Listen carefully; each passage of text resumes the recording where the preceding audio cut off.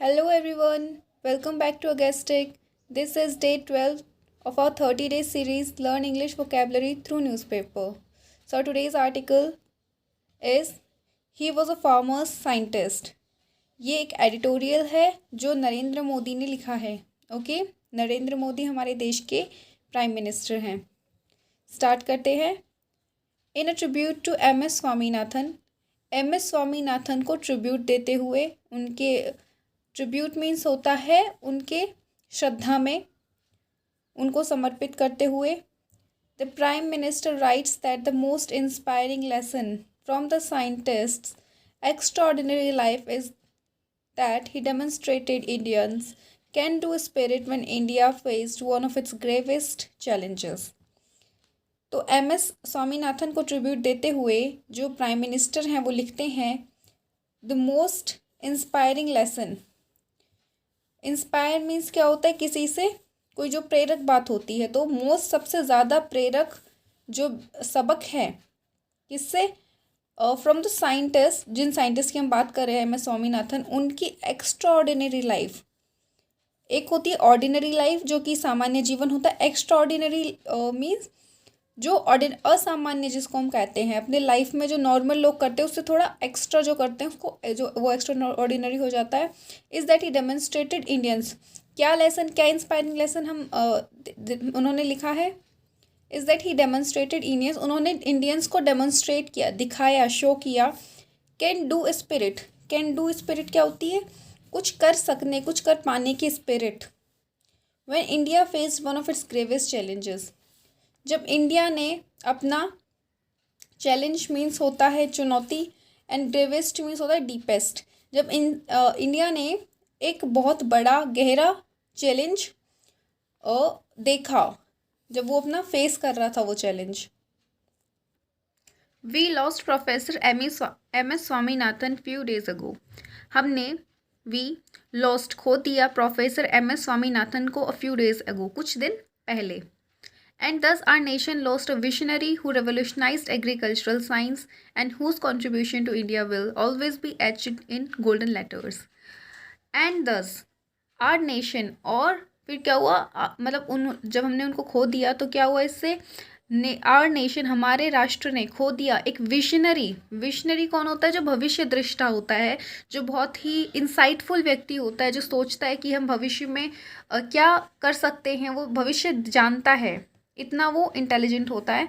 Who रेवोल्यूशनाइज्ड. रेवोल्यूशनाइज्ड means revolution होता है क्रांति, किसी चीज़ में ट्रांसफॉर्म कर देना, चेंज कर देना, बदलाव लाना. उन्होंने बदलाव लाया किस में, एग्रीकल्चरल साइंस में, जो कृषि विज्ञान है उसमें उन्होंने चेंज लाया. एंड हुज कॉन्ट्रीब्यूशन, और जिनका योगदान, कॉन्ट्रीब्यूशन मीन्स योगदान, to India will always be etched in golden letters, और जिनका योगदान इन भारत के लिए हमेशा किस में लिखा जाएगा, गोल्डन लेटर, सुनहरे अक्षरों में लिखा जाएगा. एचड का क्या मतलब होता है, आपने देखा होगा कि जो पुरानी बिल्डिंग्स होती हैं उनमें कुछ ग्रेविंग की होती है, मतलब हथौड़ी चिसल से कुछ लिखा होता है दीवारों पे, उसको चिसल और वो जो छेनी और हथौड़ा होता है उससे, तो उसको गोदना, जिसको हिंदी में हम बोलते हैं, किसी चीज़ में एनग्रेव करना. तो गोल्डन लेटर से इसको हम लिटरली, तो अगर ऐसे हिंदी में कहते तो उसे ऐसे ही कहते कि सुनहरे अक्षरों में लिखा जाएगा. Swaminathan loved India and wanted our nation. Swaminathan Bharat से प्यार करते थे और हमारे देश, राष्ट्र को चाहते थे. और फार्मर्स इन पर्टिकुलरली किसको, हमारे फार्मर्स को, किसानों को. To lead a life of prosperity. कैसी लाइफ लीड करने के लिए, प्रॉस्पेरिटी, समृद्ध. समृद्ध मीन्स होता है जिस व्यक्ति के पास पैसे की कमी नहीं होती, means rich. Academically brilliant means पढ़ाई में वो बहुत अच्छे थे, ब्रिलियंट थे. He could have chosen any career, वो कोई भी करियर चूज कर सकते थे अपने लिए. But he was strongly impacted by the Bengal famine of 1943. लेकिन वो किससे इम्पैक्टेड थे, इम्पैक्ट होना, प्रभाव में आना. किससे प्रभावित थे वो भी स्ट्रांगली, बहुत ज़्यादा प्रभावित थे वो बंगाल फैमिन से. 1943 में जो बंगाल फैमिन हुआ था, फैमिन मीन्स होता है जब किसी भी एरिया में खाने की बहुत कमी हो जाती है, लैक ऑफ फूड, तो उसको हम फैमिन कहते हैं. तो उससे बहुत ज़्यादा प्रभावित हो गए थे वो। आफ्टर विच ही डिसाइडेड, जिसके बाद उन्होंने डिसाइड किया, निर्णय लिया, that if there was one thing he would do, अगर कोई एक चीज़ होगी जो वो करेंगे, it would be study agriculture. तो क्या होगी? स्टडी एग्रीकल्चर, कृषि पढ़ना। At a relatively young age he came in contact with doctor Norman Borlaug. बहुत ही कम उम्र में, रिलेटिवली मीन्स होता है किसी चीज़ से कंपैरिजन करते हैं, तो बहुत ही कम उम्र में ही केम इन कॉन्टेक्ट, वो कॉन्टेक्ट में आ गए, संपर्क में आ गए, किसके? डॉक्टर नॉर्मन बोरलॉग के। Whose work he followed in a great detail, जिनका काम इन्होंने बहुत ही डिटेल में फॉलो किया। किसका काम? डॉक्टर नॉर्मन का। In the 1950s, 1950, in 50s का क्या मतलब है? 1950 से, मतलब उसके दशक में, पूरा जो 10 सालों का होता है, मतलब 51, 52, 53, इस तरह से इन 1950s में he was offered a faculty position in the US में उनको एक फैकल्टी पोजीशन के लिए ऑफर आया, मीन्स एज अ टीचर उनको रखा जाने वाला था, as a professor, but he rejected it. लेकिन उन्होंने क्या करा? उसको रिजेक्ट कर दिया, मना कर दिया, उस ऑफर को ठुकरा दिया।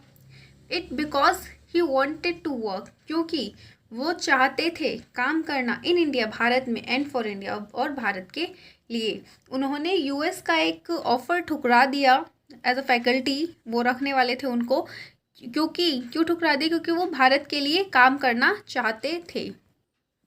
I want you all to think about the challenging circumstances in which he stood as a colossus, guiding our nation towards the path of self-sufficiency and self-confidence.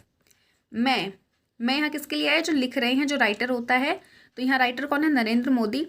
I want you all to think, मैं चाहता हूँ आपको ये सोचना, मतलब आप ये सोचें about the challenging circumstances, कि उस समय क्या चैलेंजिंग, चुनौतीपूर्ण सर्कमस्टांसेस, परिस्थितियाँ रही होंगी, in which he stood as a colossus, जिसमें कि वो एक चट्टान की तरह खड़े रहे। कॉलोसस क्या होता है? एक बहुत बड़ा व्यक्ति। तो यहाँ पे हिंदी में ऐसे बोलते हैं कि चट्टान की तरह खड़े होना, लेकिन इंग्लिश में यहाँ कॉलोसस है कि एक बहुत जायंट जिसको बोलते हैं वो। गाइडिंग आर नेशन, जो हमारे राष्ट्र को गाइड कर रहे थे, towards the path of self sufficiency. कौन से पाथ पर, कौन से पथ पर, कौन से रास्ते पर?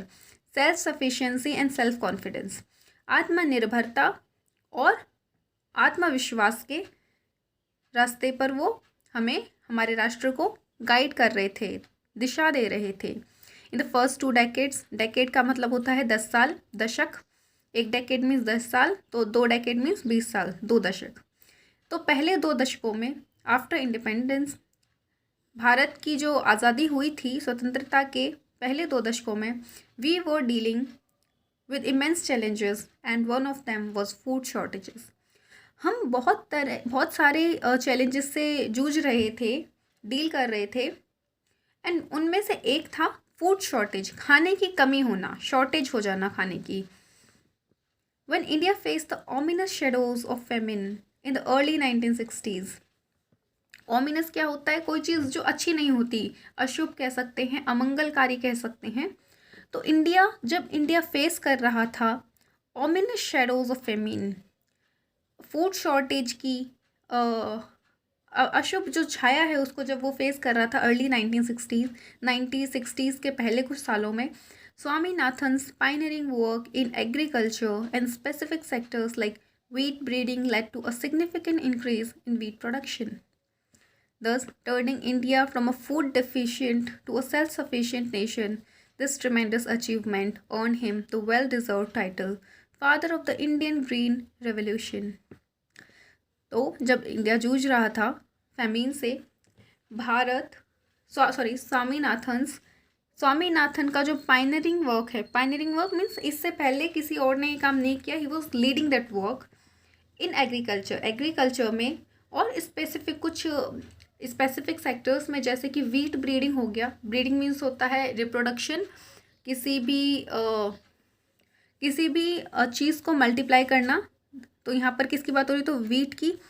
Lead to a significant increase, तो वीट ब्रीडिंग का जो उन्होंने काम किया था इस पर, तो उससे क्या हुआ? सिग्निफिकेंट इंक्रीज आया, मीन्स एक बहुत ही महत्वपूर्ण बढ़त आई, किसमें? वीट प्रोडक्शन में।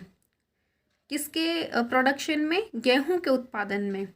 दस turning India from a food deficient, तो इससे क्या हुआ? तो इंडिया टर्न हुई फूड डिफिशिएंट, डिफिशिएंट मीन्स कमी, खाने की कमी से लेके कहाँ तक मतलब टर्न हुई वो? Self sufficient nation. तो पहले खाने की कमी थी, फिर क्या हो गया? सेल्फ सफिशिएंट, आत्मनिर्भर बन गया। किसके मामले में? खाने के मामले में। The tremendous achievement earn him the well deserve title, तो ये जो बहुत ही ट्रिमेंडस अचीवमेंट उपलब्धि उनके जीवन में आई, तो उनको क्या टाइटल मिला? जो वेल डिजर्व था, वो डिजर्व करते थे ये टाइटल, इसके लायक थे, योग्य थे, तो उन्होंने ये टाइटल अर्न किया, जो था father of the Indian green revolution. भारतीय जो हरित क्रांति हुई उसके पिता, उसके जनक कहे जाते हैं प्रोफेसर MS स्वामीनाथन। ओके, अब मैं एक बात आपसे कहना चाहूँगी कि आप इंट्रोडक्शन वीडियो जिसने भी नहीं देखी है वो प्लीज़ ज़रूर देख लें, क्योंकि उससे आपको ये पूरा पता चल जाएगा। आज तो डेट 12 हो गया ऑलरेडी, कि आपको, फिर भी मैं आपको कहना चाहूँगी कि आप वो, उसमें मैंने अच्छे से बताया कि आपको ये कैसे फॉलो करना है 30 डेज सीरीज़, ताकि आप इसका मैक्सिमम फ़ायदा ले पाएँ। ठीक है, और कोई भी मैं अगर इम्प्रूवमेंट कर सकती हूँ वो आप मुझे ज़रूर बताइए। आप लोग बताएंगे नहीं तो मुझे पता कैसे चलेगा कि मुझे कहाँ कहाँ इम्प्रूवमेंट करने की ज़रूरत है। आइए आगे पढ़ते हैं। हाँ, एक बात और, कि इस आर्टिकल को हम पूरा नहीं पढ़ेंगे, इस एडिटोरियल को, क्योंकि ये बहुत बड़ा है, तो हम क्या करेंगे, इसको आज थोड़ा ही पढ़ेंगे।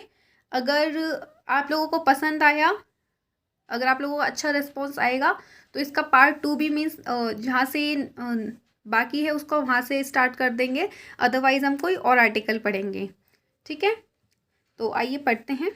The green revolution offered a glimpse of India's can do spirit, that if we have a billion challenges, we also have a billion minds with a flame of innovation to overcome those challenges. Green revolution ने क्या offer किया? A glimpse of India's can do spirit, एक झलक, glimpse means एक झलक, भारत की एक झलक, किसकी झलक? कैन डू स्पिरिट, कि हम कर सकते हैं, ये किया जा सकता है, इसकी स्पिरिट, इसका एक भावना। द ग्रीन रेवोल्यूशन, ये हमें ग्रीन रेवोल्यूशन से पता चला।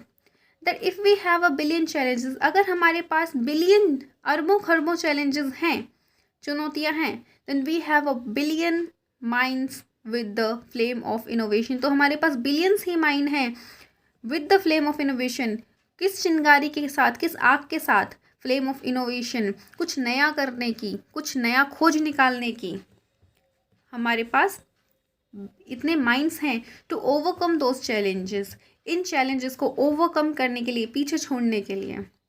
5 decades after the revolution began, जब रेवोल्यूशन क्रांति, ये जो ग्रीन रेवोल्यूशन है उसकी शुरुआत हुई, इसके 5 साल बाद, सॉरी नॉट 5 साल, 50 साल बाद, 5 decades, 50 साल, 5 दशक, Indian agriculture has become far more modern and progressive, भारतीय एग्रीकल्चर, कृषि बन गई, हैज़ बिकम, बन चुकी है, फार मोर मॉडर्न, बहुत ज़्यादा, मतलब पहले से बहुत ज़्यादा मॉडर्न, आधुनिक, एंड प्रोग्रेसिव, प्रोग्रेसिव मीन्स जो प्रोग्रेसिव है, जो पहली तकनीकियों को यूज़ नहीं करती, जो मॉडर्न जो टूल्स हैं उसको यूज़ करती है, मशीनरीज को यूज़ करती है। But the foundations led by Swaminathan can never be forgotten, लेकिन जो स्वामीनाथन के द्वारा जो नींव रखी गई थी इस इनोवेशन की, इस मॉडर्नाइजेशन की, उसको कभी भुलाया नहीं जा सकता। फॉरगेट, FORGET, फॉरगेट मीन्स होता है भूलना, और forgotten means it is the third form of it, so can never be forgotten, उसको कभी भुलाया नहीं जा सकता। तो हमारा ये आज का आर्टिकल था। तो जैसा कि मैं हर आर्टिकल रीड करने के बाद में आपको 10 वोकेबलरी का मीनिंग बताती हूँ विद द मीनिंग, तो हम आज भी यही करेंगे हमेशा की तरह। तो आज है वोकेबलरी का डे 12। आइए स्टार्ट करते हैं वोकेबलरी रीड करना। The first word is demonstrated. Demonstrate करना मीन्स शो करना, प्रदर्शन करना, प्रदर्शन किया, ये सेकंड फॉर्म है। विशनरी, इंसाइटफुल, भविष्य देखने वाला। रेवोल्यूशन, ट्रांसफॉर्मेशन, चेंज, क्रांति। Etched, engraved, inscribed. Impact, influence, प्रभाव। Famine, extreme scarcity of food. खाने की भारी कमी। कोलोसस, जायंट, भीमाकार, बहुत ही बड़े आकार का व्यक्ति या चट्टान जिसको कहेंगे। ओमिनस, अनलकी, अशुभ, अमंगलकारी। पायनरिंग, लीडिंग, सबसे पहले जो किसी चीज़ की खोज करता है फिर स्टार्ट करता है उसके बारे में स्टडी करना। ग्लिम्स, ग्लांस, झलक। तो हमारे आज के 10 वर्ड्स थे ये। आपको क्या करना है, हमेशा की तरह इन वर्ड्स को लिख लेना है एक नोटबुक में, और जो हमारे पहले के प्रीवियस डेज के जितनी भी वोकेबलरी है उसको रिवाइज करना है आपको, ठीक है। और आशा है आप सभी स्वस्थ होंगे, अच्छे होंगे, और मिलते हैं कल के लेक्चर में डे 13 में। Okay, thank you.